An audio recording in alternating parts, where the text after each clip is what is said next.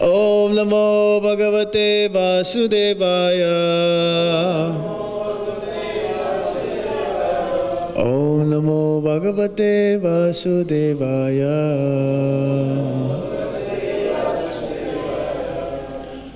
So today we continue reading from the Bhagavad Gita as it is, chapter 9, the most confidential knowledge, text 20. And we're also asked to continue until the next verse, text 21. So the first verse, text 20. Traividyamam somapa putapapa.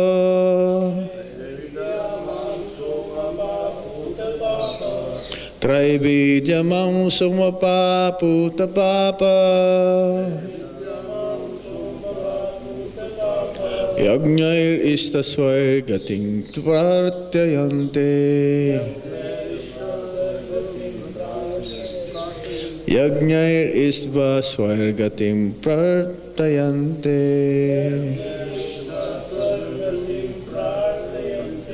Te punyam asadya surendra lokam.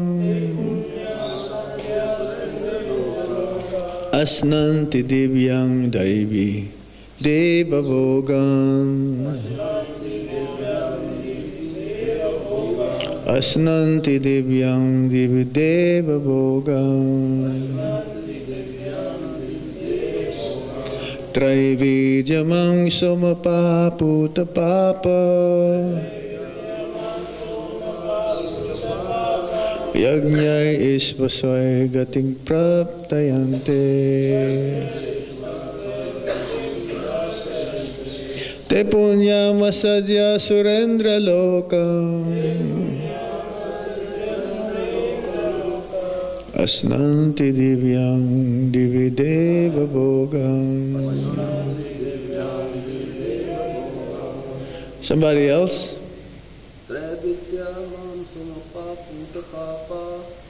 Traividyamam somapa putapapa. Yajnai isva swargating prartayante.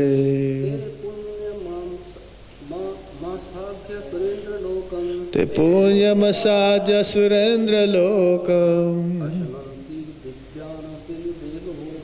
Asnanti divyang divadeva govam.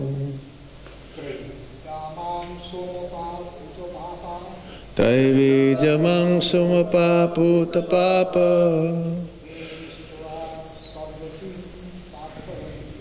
Yajnai swasargating prartayante.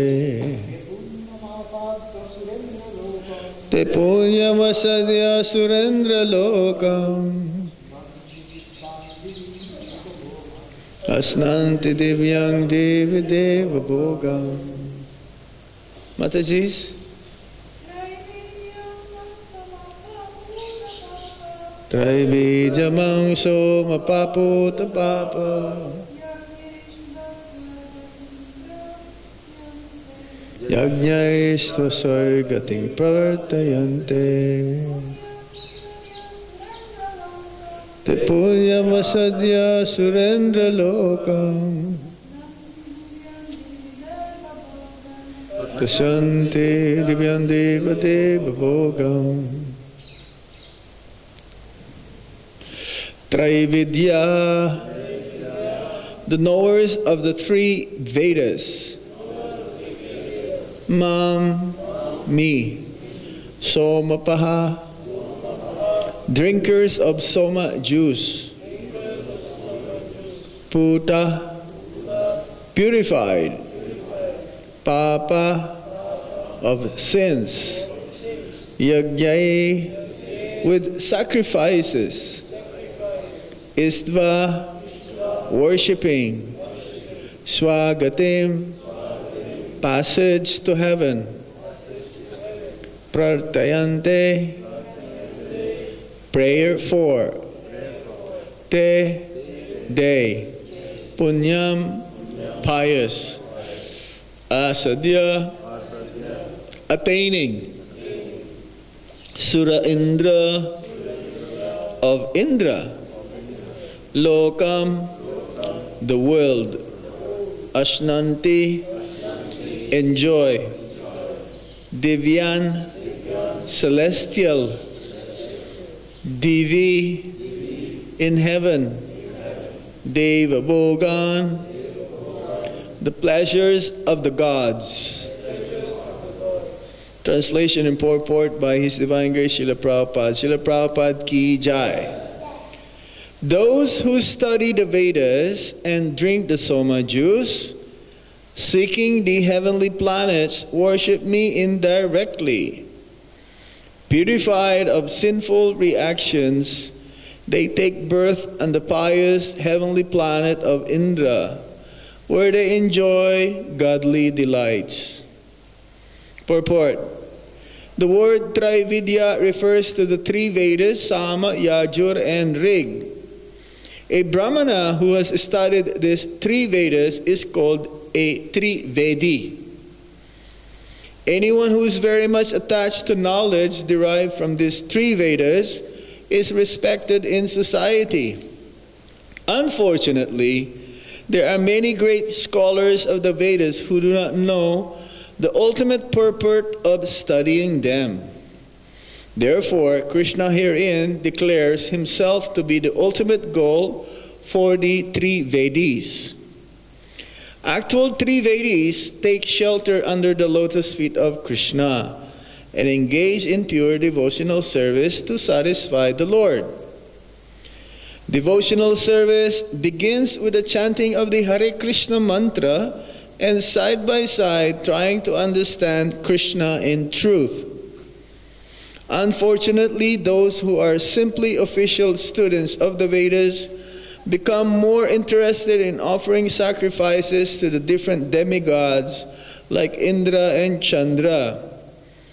By such endeavor, the worshippers of different demigods are certainly purified of the contamination of the lower qualities of nature and are thereby elevated to the higher planetary systems or heavenly planets known as Maharloka, Janaloka, Topoloka, etc.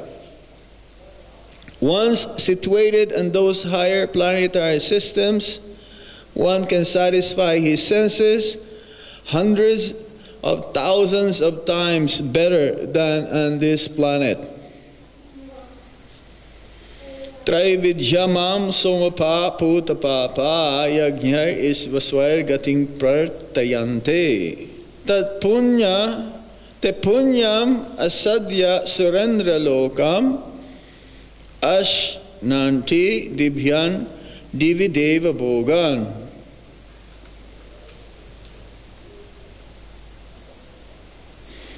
Here in Mathura, they have a lot of Brahmanas. Mathura means Vrindavan. They are known as Trivedis.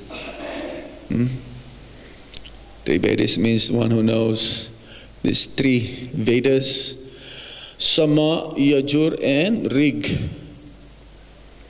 So a Brahmana usually, they know and study the Vedas, especially these three Vedas. And somehow, because they are just wanting to cultivate knowledge, they miss the target. Badaisti sarvair aham eva vedya, Vedantakrit vedavit eva chaham. That of all the Vedas, Krishna is to be known. That is the main purpose. However, because they just want to cultivate knowledge for the sake of philosophical speculation. Because as the Vedas also is full of flowery language. And since not everyone would like to become a devotee of the Lord, it's very rare to become a devotee of the Lord. Therefore, the Vedas is given by the Supreme Lord, none different than the Supreme Lord himself. Vedas means knowledge. anyone, irregardless of what position they are, what class or modes they belong to, either in the mode of goodness, passion, or ignorance, everyone can ultimately elevate themselves and ultimately reach the process of devotional service. Traividya. Traividya means Vedas or knowledge. Trai means three. So in the Vedas there are three passages whereby if one cultivate, ultimately he'll end up to become a devotee of the Lord. Three kinds of knowledge: karma kanda, jnana kanda, and upasana kanda. Karma kanda means pursuing material enjoyment, because this is the nature of the material world. Everyone wants to have material comforts. Everyone is looking for a situation where they will become properly and materially happy. That is material world. Unfortunately, not possible. Irregardless of one's making a plan how to become happy, it is not possible. It is stamped dukkhalayam and asasvatam, because this is temporary and it's full of miseries. So no one can make such plan where one can become successful materially. Prabhupada will always say, oh, this material world, they're not happy with what they make, what they made. It's like they construct a building, a big skyscraper. After 50 years, they dismantle. Then they'll make another one. After some time, they're not happy again for that one. They dismantle again, and they build another one. Making and breaking. Prabhupada says, you be careful. Don't do this making and breaking. And sometimes you will see that in our movement. Making and breaking. Not satisfied also. So, materialists are like this. They're not satisfied. They will never be able to become fully satisfied. Only when they come to the platform of pure devotional service, then one can become satisfied. Because Krishna consciousness means direct approach. Direct approach. Materialists, they want to be happy, and they do many ways how to be happy. And the Karma Kanda section of the Vedas is like that. Even if one is in the mode of ignorance, he wants to eat meat, it is permissible, but you don't eat certain types of foodstuffs which is considered as sacred. Until one realizes that, I will get reaction to this. It's like if one wants to eat meat, then he can do it only when there is no moon. And it has to be done to lower species of animals, not the cow. Porcupines, you've seen porcupines. They have this, the back, the very sharp, lower species of life. And then you have to pronounce to them some mantras telling them that such and such, because I cannot control my senses this lifetime, I'm going to kill you, and in the future you will also have the license to kill me. So if he understood that mantra, but now no more mantra, of course. Now it's like a big slaughterhouse. You've seen those movies from PETA? Slaughter, killing, practically, murder. So that is not what Karma Kanda is. Karma Kanda means there is a certain jurisdiction, there's certain parameters whereby one has to follow. And knowingly that there will be some reaction. So when he develops some kind of understanding that, this is not good for me, then he elevates himself. And then there's what you call Jnana Kanda. Jnana Kanda means cultivation of knowledge, philosophical knowledge. But then they get hung up to that, and then they just become like armchair philosophers. Then they just talk about this and that, not this, not that, and they miss the target, they miss the point. Krishna is the ultimate goal. The purpose of human form of life is to establish our relationship with Krishna. And they miss that because so many flowery language in the Vedas. And then there's what you call Upasana Kanda in the Trivedya. Upasana Kanda means worshipping the Lord, but specifically worshipping the demigods. Because in the Vedas, if you want something, it says, okay, you want some wealth, then you worship Kuber. You want some knowledge, you worship Sarasvati. If you want some to become free from disease, you worship Surya. You want a beautiful wife, you worship Lord Shiva. Or you want a beautiful husband, worship Lord Shiva. You want a beautiful husband, yeah. Everything that you want, it's available. But a devotee, he knows what he wants. You only want one thing. He only wants Krishna. It's one-pointed attention. So in due course of this, a materialist, Bhaktisiddhanta Sarasvati Thakur gave a meaning of who is a materialist. A materialist means I want to enjoy materially my senses. I want to enjoy to the highest degree all the time. That is a materialist. And it culminates the highest level of material enjoyment one can have is in the heavenly planets. The living entities, they go travel from the heavenly planets, then come back again to the middle planetary systems, and then if they misuse their independence, then they go down to the lower planetary systems. And then they come back again to the middle planetary systems, and then if they perform some pious activities, then they go up again. Prabhupada says, he asked that question, what is that wheel? What is that wheel? It's called Ferris wheel. Have you heard it? You know, when there's a circus that goes to town, to villages.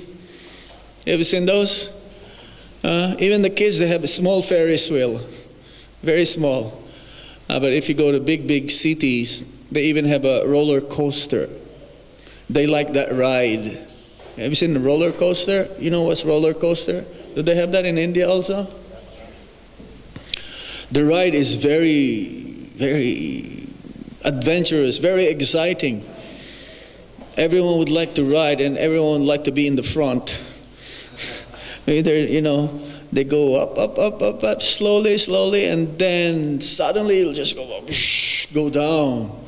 And then it'll come up again, and then you want to ride, but then once the ride starts, you want to get out of it. Right? Everybody, they will do like that. You know, I don't want to be here. You know, get me out of here. So material world is like that. We go up and down, up and down, up and down. And those who are in the earthly planets, like we do, we look upon, oh, how good situation they are. I envy those who are in the heavenly planets. Because in the heavenly planets, they have far more greater pleasure, sense of enjoyment.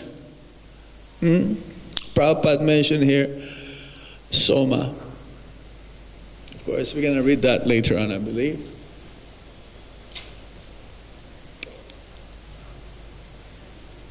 Yes, there is what you call a drink called Soma. Somapa. Drinkers of Soma juice. Somapa. I remember when I was in college in Newfoundland in Canada. I went to Canada when I was 17 years old. And I read this because I'm fond of reading books, especially metaphysics, spiritual, or anything which is extraordinary. So I saw this soma. So I went to the library and tried to figure out what is this soma. Because soma, Prabhupada says this is not intoxicating.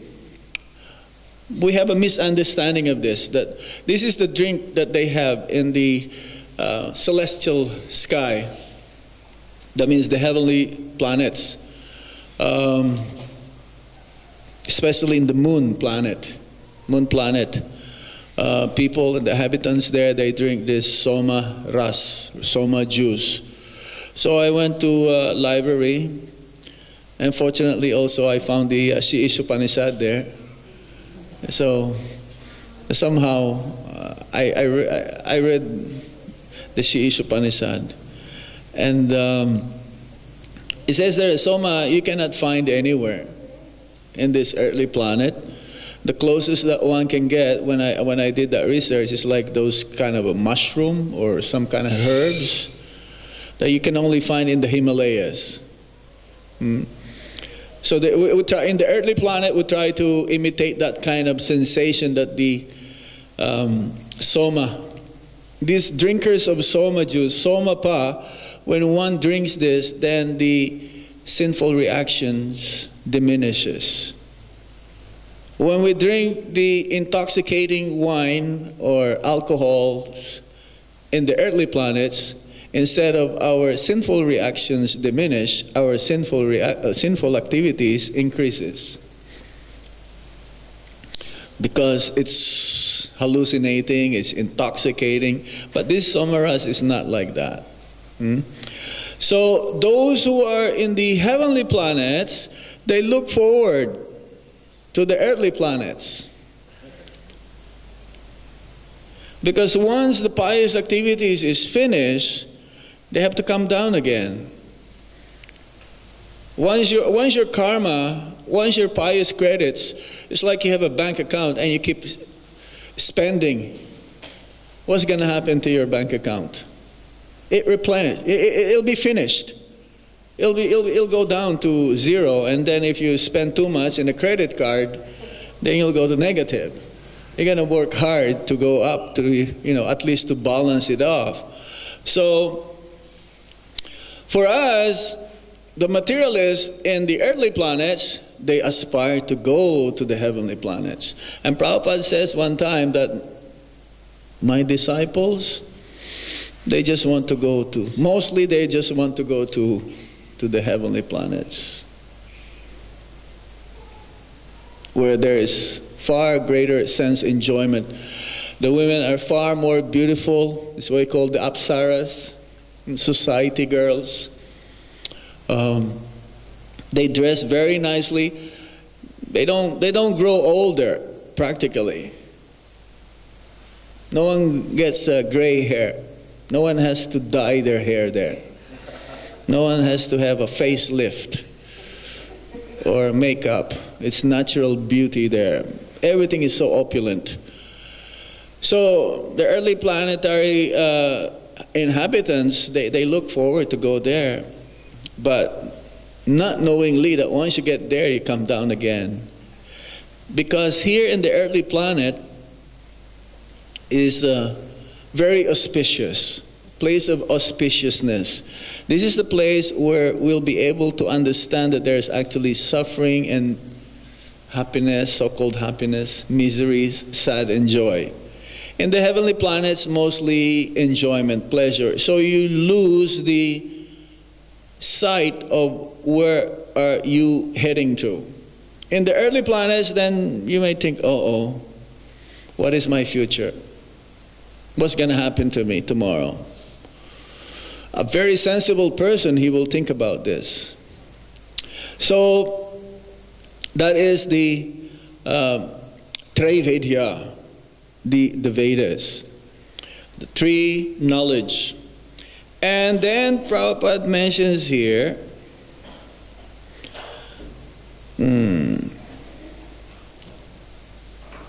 Deva Bhogan, the pleasure of the gods. We've discussed that also, that the demigods, they have higher level of enjoyment. But it doesn't matter how much want to enjoy a Brahma Bhumana Loka Apartino Punar Avarjuna, that from the highest planetary system, from Brahma Loka, Lord Brahma, down to the very minute, insignificant insect, Indragopa, everyone has to suffer repeated birth, death, old age, and disease. They also die over there. But when they die, they just like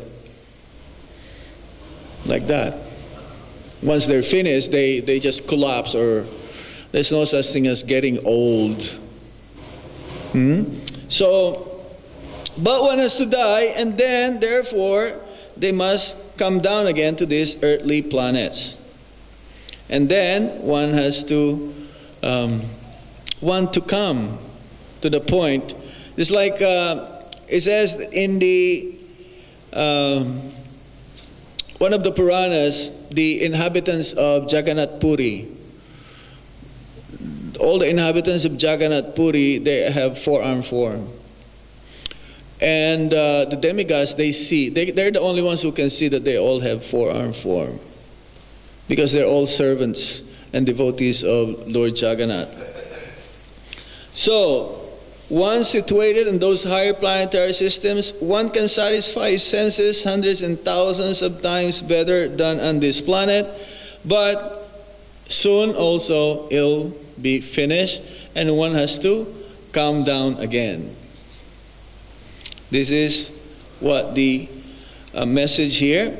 However, devotional service, when one performs devotional service, no need to go up and down. You can be in the hellish planets, you can be in the middle planetary systems, or if you're lucky, if you're in the higher planetary systems, it's like Tapaloka. It says that when the annihilation comes, then because they can sense when the annihilation of the universe will happen, and they prepare themselves.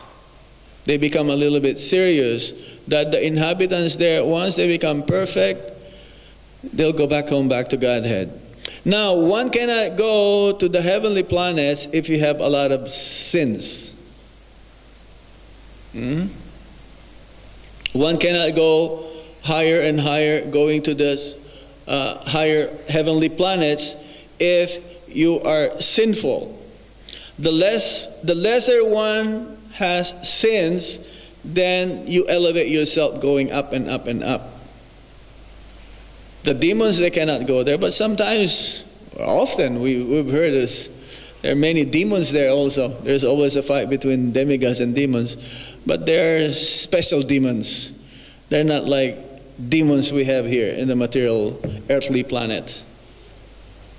Okay, so we stop on that one. We continue. Any questions on this?